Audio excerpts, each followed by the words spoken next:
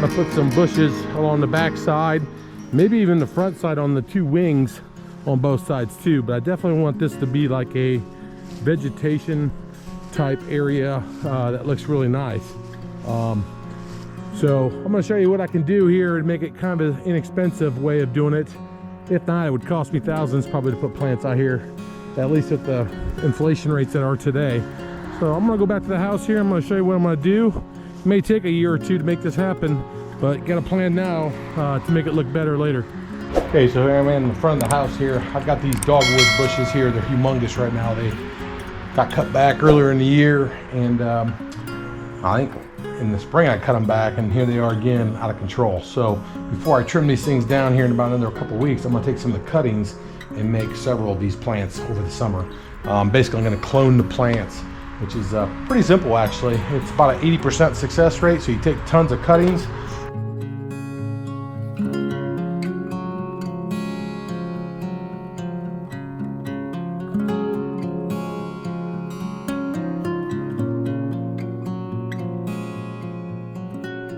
Got my cuttings from the dogwood bushes, you can see about like that.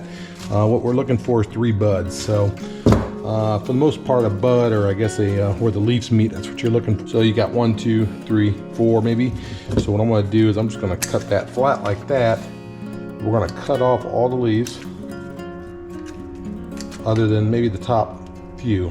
And I'm going to cut those leaves in about half, if not maybe a quarter, because it really doesn't need those leaves. I really should just leave the top one. So I'm going to go ahead and cut this bottom one off. That bottom one. Here's a cutting right here. We're hoping to get roots that come out of here. I'll give you another example here. Here's another one. So what I'm going to do is I'm going to cut close to the bud at the bottom, like that. We're going to start cutting the leaves off. So there's 1 bud, 2 buds. Here's my 3rd bud up here. Cut that flat. I've got tons of leaves. I'm going to cut these little guys off. I'm going to go with the big leaves. I don't need all that leaf, so I'm going to leave all but that. Here's another cutting. Pretty simple. 1, 2, 3 buds. I cut the bottom as close as I can to the bottom bud.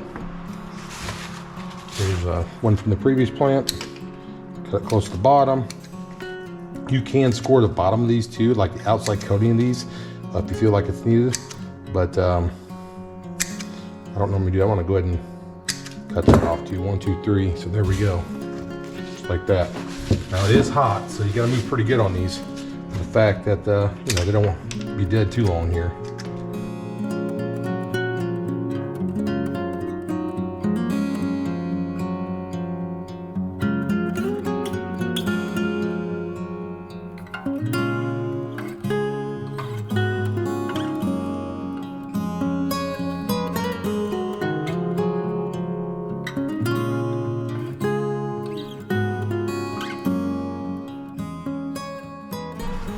So here I am going to get some sand. I'm going to fill this little container I bought a couple years ago at Menards.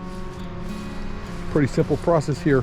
We're going to put a little layer of sand in the bottom of these containers, at least one of them. I'll probably go with the small one for the fact that I don't have a ton of cuttings right now. And I got rain coming in, so I need to be hurrying here.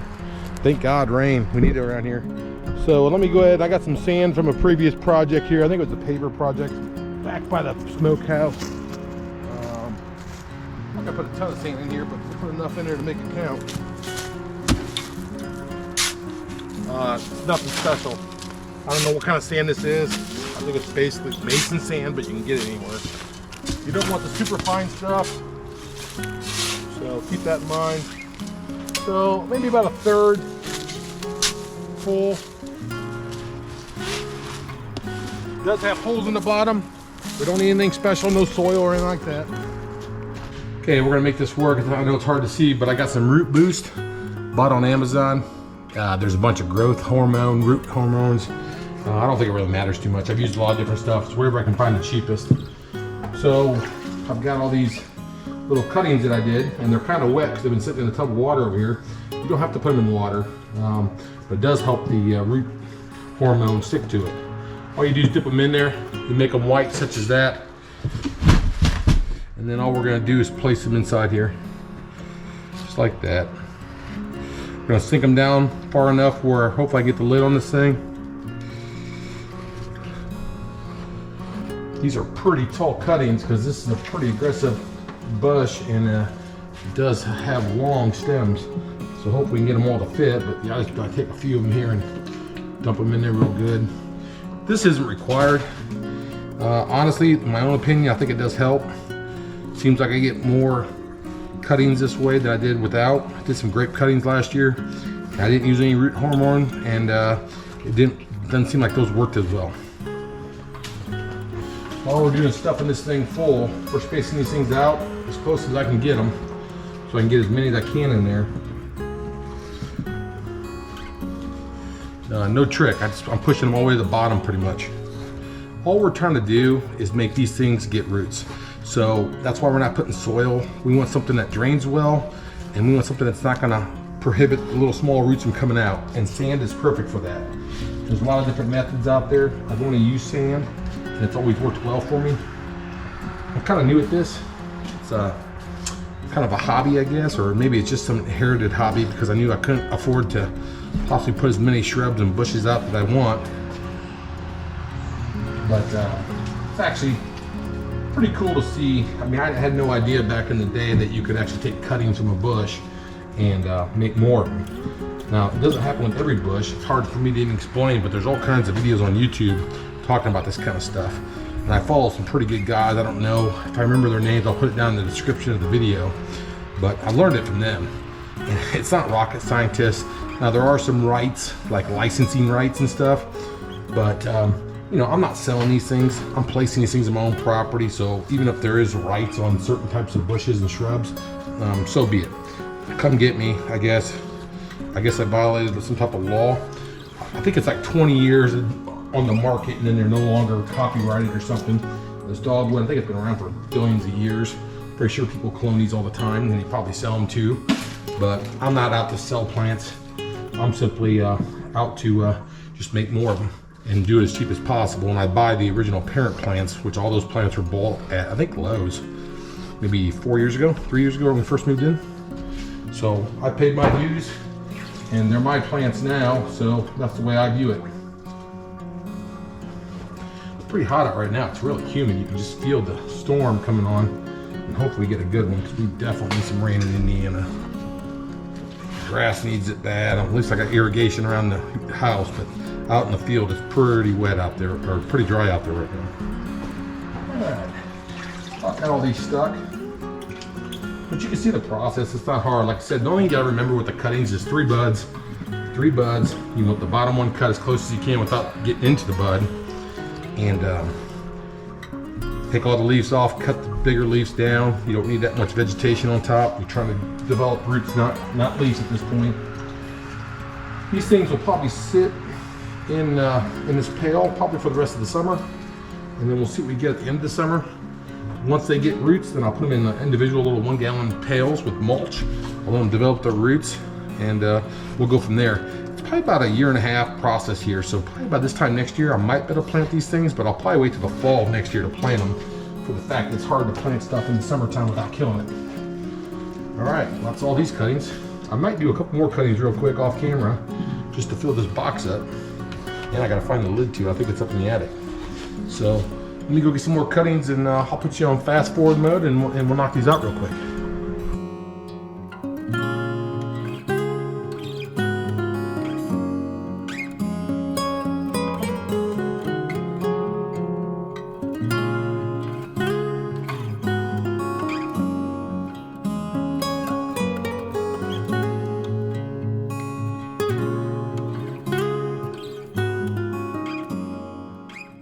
Okay, thank God we're finally getting that rain, so I'm not gonna complain. Even though I'm getting wet, you know, I'm already sweating, so it doesn't matter. All right, this is what we got so far. Got the sand in the bottom. I've got all the cuttings with the root hormone on the bottom of them. And all I gotta do is give it a good soaking, put the lid on, put it in a shady place, check back in about 8 weeks maybe. We'll check and see if it gets wet or not. We gotta make sure it gets some water, at least a little bit of water. So let me turn the hose on. So I guess I will be checking about weekly to make sure it's wet. The whole point of the water is to help with the humidity. So we'll give this a good soaking. Keep in mind, sand drains really well, and I got holes in the bottom of this, so I'm gonna soak this real good. About it right there. Get the leaves real good. save the water. And then we're gonna put this lid on top. It's got a little bit of a hole in the corner, but I think I'm okay. I'll keep an eye on that. I got these at Menards, and that might just be enough to let some of this air out. So I just made a little greenhouse is what I did. Humidity's gonna pick up in there tomorrow. This thing will be all steamed over, moistured over, because the sand's gonna be wet. The plants are putting off moisture. It's not gonna allow the roots, actually, the little cuttings to dry out as quick.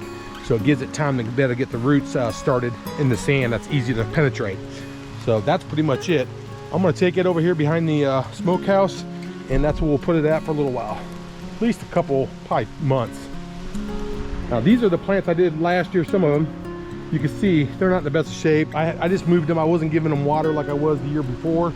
But just to let you know, so you look at that plant right there. All these plants right here are all plants that I cloned myself. I didn't buy those at a store, all of them. I didn't buy the hostas, or I didn't make the hostas. Hydrangea, all those. All 4 of those hydrangeas. If you look around, those big bushes there, I did those 4 years ago. Look how big they are now. That's what those look like. This is the second year, or second year for these. When I look over here, the hibiscus I cloned. Here's another one I cloned. Oh yeah, and I forgot I got these over here too. Not that one. These 3 right here were cloned. I'm not sure. I think I got those cuttings from Starbucks. I can't remember where I got them from. But regardless, you can see the value. You know, in the next 2 years, this is going to be totally full of bushes here, and I didn't pay a dime for them. And I'm not sure I'm even going to put those at right now. These are going to be earmarked for the front, like I showed you earlier. So there's other plants around the house that are very similar. Oh yeah, I forgot there's some burning bushes over here too that I actually cloned 2 years ago. These things grow like weeds. Burning bushes are super easy. These are like a Japanese snowball. I don't know what the heck they are. These, I think 2.5 years ago I cloned those. So I had one from my previous house, and I made 5 new ones. So, and once I prune those up this year, they'll be beautiful. After this year, actually. All right, let's get this thing moved back in behind the smokehouse, and then I'll get out of this rain. Maybe hang out in the smokehouse. I've never been in there in the rainstorm.